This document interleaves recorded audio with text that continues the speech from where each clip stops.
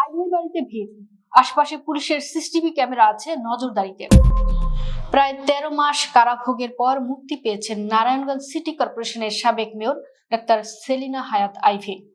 তার মুক্তির পর বাড়ির সামনে নজরদারি জোরদার করেছে পুলিশ। স্থাপন হয়েছে আধুনিক ক্লোজ সার্কিট সিসি ক্যামেরা। পাশাপাশি সাদা পোশাকে পুলিশ ও গোয়েন্দা সংস্থার সদস্যদের দিনভর এলাকায় তৎপর থাকতে দেখা গেছে। বৃহস্পতিবার বেলা 11টার পর থেকে নারায়ণগঞ্জ শহরের দেওভোগ এলাকার নিজ বাসভবন চুনকা কুটিরে এ লোকজন ভিড় করতে শুরু করেন। বুধবার রাত 10:15টার দিকে গাজীপুরের কাশিমপুর কেন্দ্রীয় মহিলা কারাগার থেকে জামিনে মুক্তি পান আইভী। পরে দিবাগত রাত 12:30টার দিকে তিনি দেওভোগে নিজ বাসভবনে পৌঁছান। এদিকে রাতেই চুনকা কুটিরের সামনে ও আশেপাশের কয়েকটি স্থানে সিসিটিভি ক্যামেরা স্থাপন করে পুলিশ।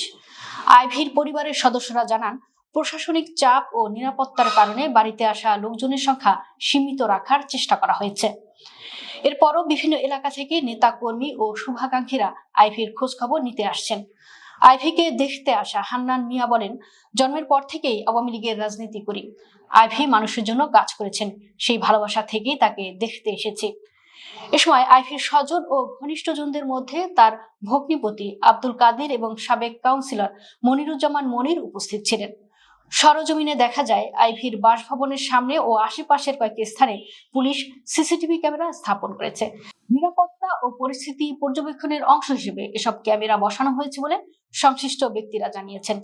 সিসিটিভি ক্যামেরা লাগানোর বিষয়টি নিশ্চিত করেছেন নারায়ণগঞ্জ সদর মডেল থানার ভারপ্রাপ্ত কর্মকর্তা সাজিদুর রহমান।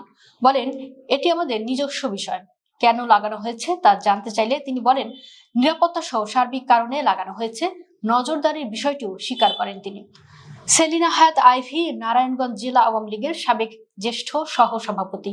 2025 সালের 9 মে ভোরে নারায়ণগঞ্জের বাসা থেকে তাকে গ্রেফতার করে পুলিশ। পরে তাকে 2024 সালের বৈষম্য বিরোধী ছাত্র জনতার আন্দোলনের সময় 3টি হত্যা মামলা, 2টি হত্যা চেষ্টা মামলা সহ মোট 12টি মামলায় গ্রেফতার দেখানো হয়। এর মধ্যে কয়েকটি মামলায় তিনি একাধিকবার জামিন পেলেও নতুন নতুন মামলায় গ্রেফতার দেখানো হয়।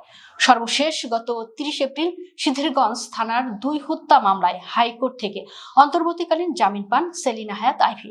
এরপর তার মুক্তির পথ খোলে। 2003 থেকে 2011 সাল পর্যন্ত নারায়ণগঞ্জ পৌরসভার মেয়র ছিলেন সেলিনা হায়াৎ আইভী।